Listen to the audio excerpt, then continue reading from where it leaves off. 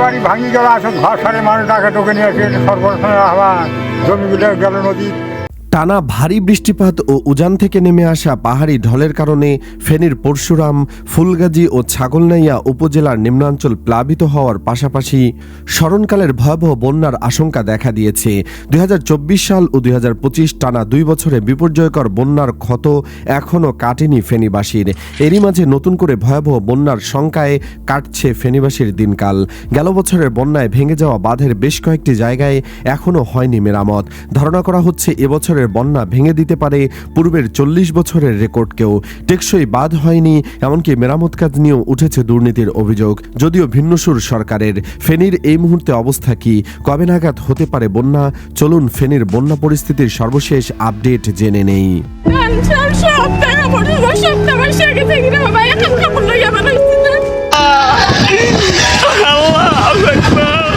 ফেনী জেলায় আবারও বন্যার শঙ্কা দেখা দিয়েছে।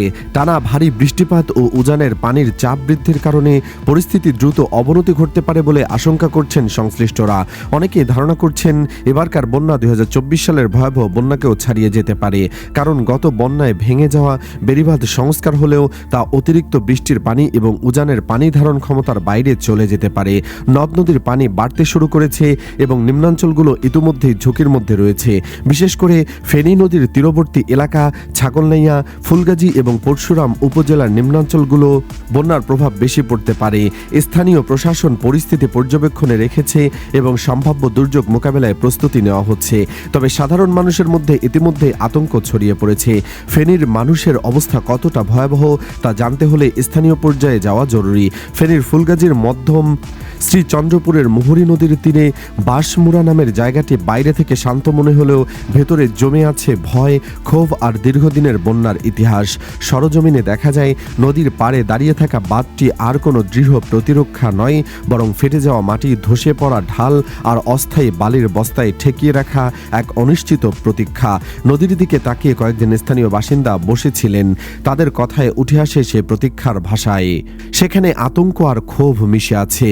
পল্লী চিকিৎসক হিসেবে পরিচিত স্থানীয় ডক্টর ইকবাল পাশা বর্ষা, আসন, উল্লাসহ উপস্থিত সামনে জনপ্রতিনিধিদের প্রসঙ্গে বলতে গিয়ে হঠাৎই আবেগ ধরে রাখতে পারেননি। তিনি বলেন, ওনাদের গায়ের চামড়া মোটা, ওনাদের চামড়ায় কোনো আঘাত লাগে না, কষ্ট পাইলে আমরা পাই, ওনাদের লাগে না। কোনো মন্ত্রী এমপি আমাদের প্রতি সহানুভূতি দেখাতে পারল না। কথাগুলো বলতে বলতে তার কণ্ঠে জমে থাকা হতাশায় স্পষ্ট হয়ে ওঠে। এরপরেই তিনি নবনির্বাচিত সংসদ সদস্য রফিকুল আলম মজনুর প্রতি সরাসরি আহ্বান জানান মুহুরী নদী প্রকল্পের কাজটি দ্রুত বাস্তবায়নের জন্য।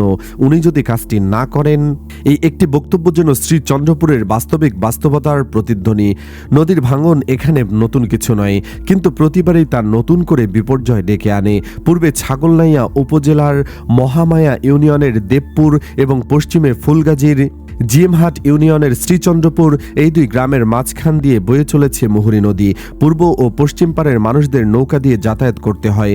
নদীতে দেখা যায় ভাসমান দুই নৌকা। স্থানীয়রা জানান, পশ্চিম পাড়ের অনেকের জমি ওপারে রয়েছে। ভারতের ত্রিপুরা রাজ্যের লুসাই পাহাড়ের পাদদেশে উৎপন্ন হয়ে দীর্ঘ ১০০ কিলোমিটার পথ অতিক্রম করে নদীটি বাংলাদেশের ফেনী জেলায় প্রবেশ করে এবং পরশুরাম, ফুলগাজী, ছাগলনাইয়া হয়ে সোনাগাজীর দিকে প্রবাহিত হয়ে বঙ্গোপসাগরে পতিত হয়। একসময় এই নদী ছিল জনপদের প্রাণ রেখা। নৌকায় মালামাল পরিবহন, বরযাত্রা, জোয়ারভাটায় মাছ ধরা সবই ছিল নদীকেন্দ্রিক জীবনযাত্রার অংশ। কিন্তু সময়ের সঙ্গে সঙ্গে সেই নদী এখন আতঙ্কের নাম হয়ে দাঁড়িয়েছে। সরজমিনে মধ্যম শ্রীচন্দ্রপুর সরকারি প্রাথমিক বিদ্যালয় সংলগ্ন নদী পাড় থেকে শুরু করে শনিরহাট পর্যন্ত প্রায় ৬ কিলোমিটার এলাকায় ঘুরে দেখা যায় বাঁধের অবস্থা অত্যন্ত নাজুক। কোথাও বড় বড় ফাটল, কোথাও মাটি নদীর দিকে হেলে পড়েছে, আবার কোথাও বালির বস্তা ফেলে কোনো রকম ঠেকিয়ে রাখা হয়েছে ভাঙন।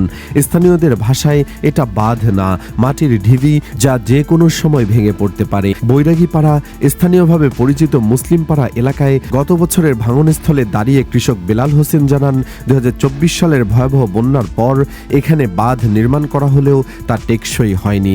ঠিকাদার তুষার কাজের শুরুতে এসে আর আসেনি। আমরা নিজেরা মেরামত না করলে আগেই আবার ভেঙে যেত। তার কথায় উঠে আসে আরেকটি আশঙ্কা, এবছর শুরুতে বৃষ্টিপাত বেড়েছে, নদীর পানি বাড়ছে, ফলে আবারও ভাঙনের শঙ্কা তৈরি হয়েছে। মধ্যম শ্রী চন্দ্রপুর সিরাজ মিয়ার বাড়ির সামনে দাঁড়িয়ে স্থানীয় আলাউদ্দিন রিপন বাঁধের দিকে তাকিয়ে ইঙ্গিত করে অভিযোগ করেন, একই স্থানে একাধিকবার ভাঙন হলেও কাজ হয়েছে নিম্নমানের। 14 ফুট থাকার কথা, আছে 10 ফুট, বাকিটা কোথায় গেছে বুঝেন। তার এই কথায় সম্ভাব্য অনিয়মের ইঙ্গিত স্পষ্ট। পাশেই বাঁধের সঙ্গে লাগোয়া বসতবাড়িগুলো দেখিয়ে তিনি বলেন, এগুলো সবসময় ঝুঁকির মধ্যে থাকে। একই গ্রামের নাম প্রকাশে অনিচ্ছুক এক গৃহবধূ বলেন, গত 2 বছর বন্যায় যা হয়েছে তা আমরা ভুলিনি। আবার যদি পানি ঢোকে আমরা পথে বসে যাব। এ ঝুঁকি শুধু বয়স্কদের নয়, শিশু কিশোরদের জীবনেও ছাপ ফেলেছে। নদীর পাড়ে দাঁড়িয়ে থাকা কিশোর শিক্ষার্থী কবির আহমেদের বাড়ির সামনে দাঁড়িয়ে তারেক আনোয়ার জানায়, টানা 2-3 দিন বৃষ্টি হলেই পুরো এলাকা আবার পানির নিচে চলে যাওয়ার আশঙ্কা থাকে।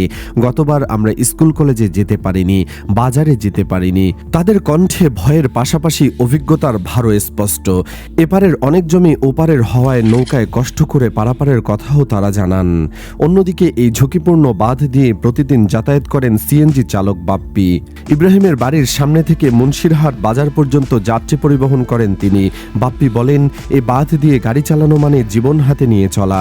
বৃষ্টি হলে পিচ্ছিল হয়ে যায়, অনেক গাড়ি পাড়ে পড়ে গেছে। তার মতে শুধু অস্থায়ী মেরামত নয়, নদী খনন সহ দীর্ঘমেয়াদী পরিকল্পনা ছাড়া সমস্যার সমাধান সম্ভব নয়। স্থানীয়দের অভিযোগ, তারা পানি উন্নয়ন বোর্ড সহ সংশ্লিষ্ট দপ্তরগুলোতে যোগাযোগ করলেও কার্যকর কোনো সমাধান পাননি।